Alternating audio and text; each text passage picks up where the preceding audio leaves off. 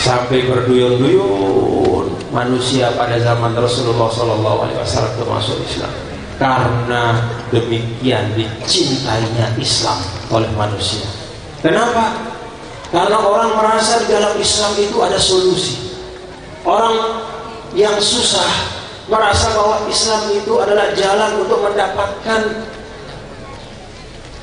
solusi atas kesulitannya. Dia merasa bahwa Islam itu menghadirkan kelapangan bagi hidupnya.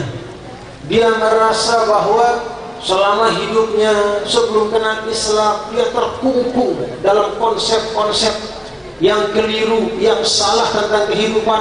Begitu datang Islam, semua konsep itu dihilangkan, maka hidup di dalam konsep yang lurus.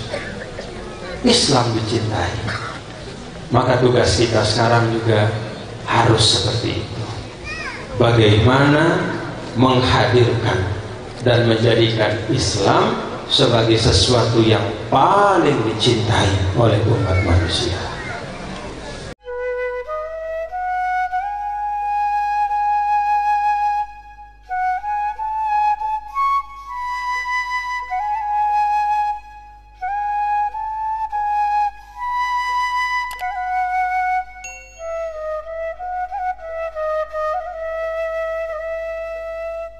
Alhamdulillah wa syukurillah. Pada malam hari ini kita bersama bersyukur kehadirat Allah Subhanahu wa taala. Saya bangga bisa bersama-sama dengan bapak-bapak ibu di pondok perjuangan ini. Tadi kita dengar dari pimpinan pondok ini usianya sudah, kalau dihitung dari awal didirikan 1910, sudah lebih 100 tahun atau 1 abad. Para ulama menyebut kalau barokah itu didefinisikan maka ada 2 definisinya. Pertama, az-ziyadatu fil khair, bertambah kebaikan. Jadi ibu-ibu kalau hari ini melaksanakan amal-amal soleh lebih banyak dari kemarin, berarti hari ini hari yang berkah. Mudah-mudahan demikian ya ibu-ibu. Bapak-bapak juga seperti itu. Keberkahan itu adalah bertambah kebaikan. Yang kedua, keberkahan itu kata ulama adalah al-istimrar fil khair, yaitu tetap kebaikan itu terlaksana, terwujud, tetap dapat dilakukan dan dilaksanakan, tumbuh dan berkembang. Maka mahat kita ini 1910 sampai sekarang, mudah-mudahan tanda bahwa mahat ini diberkahi. Amin ya rabbal. Malam hari ini tadi kita menyinggung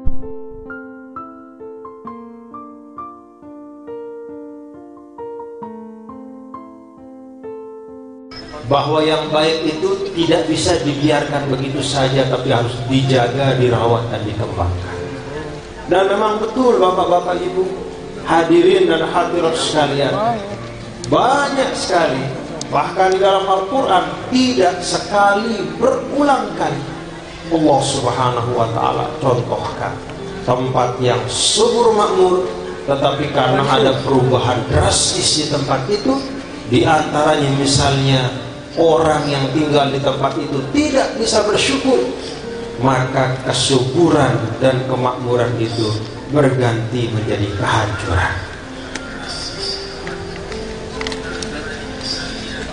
Al-Quran bercerita tentang generasi yang baik, tapi karena kebaikannya tidak dirawat, lahirlah penerus-penerus yang tidak baik.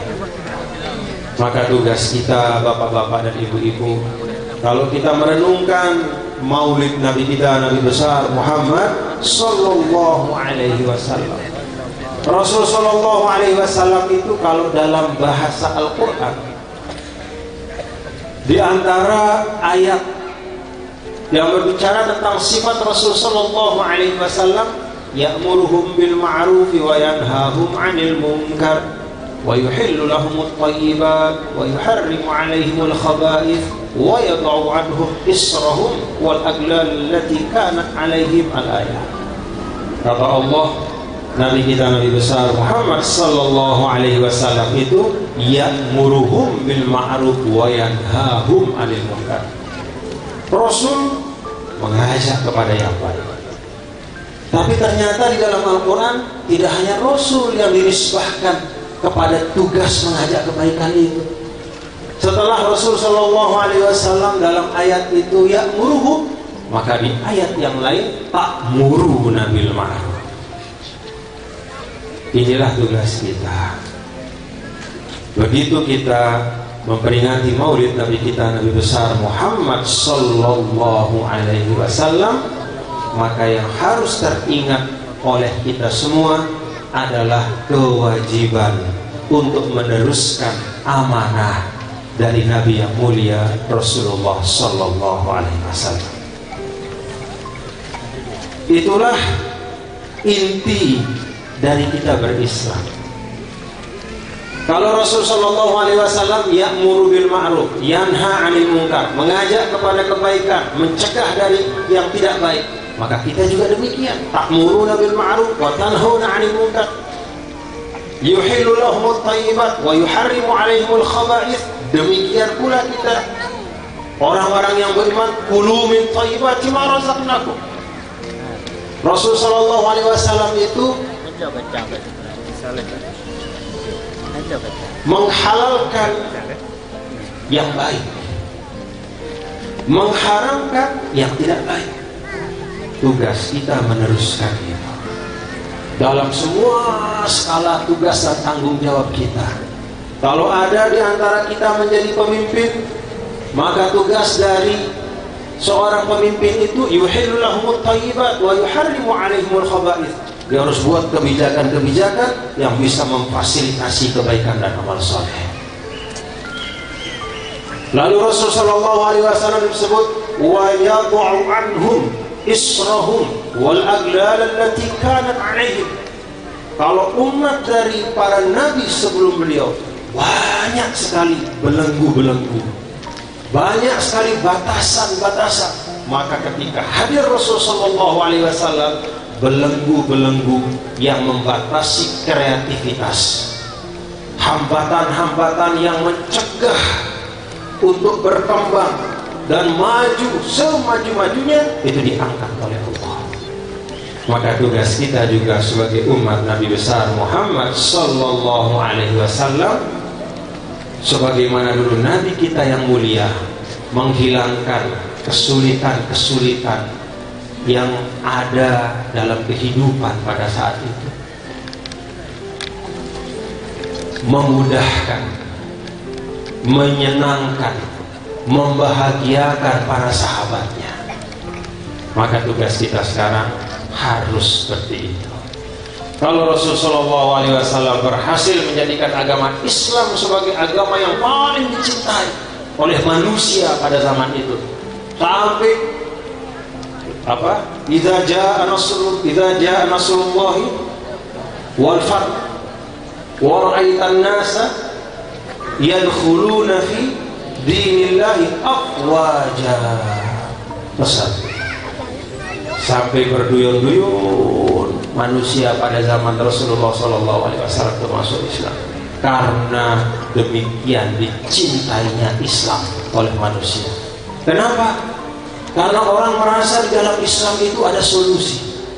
Orang yang susah merasa bahwa Islam itu adalah jalan untuk mendapatkan solusi atas kesulitannya. Dia merasa bahwa Islam itu menghadirkan kelapangan bagi hidupnya. Dia merasa bahwa selama hidupnya sebelum kenal Islam, dia terkungkung dalam konsep-konsep yang keliru, yang salah tentang kehidupan. Begitu datang Islam, semua konsep itu dihilangkan, maka hidup di dalam konsep yang lurus. Islam dicintai. Maka tugas kita sekarang juga harus seperti itu. Bagaimana menghadirkan dan menjadikan Islam sebagai sesuatu yang paling dicintai oleh umat manusia.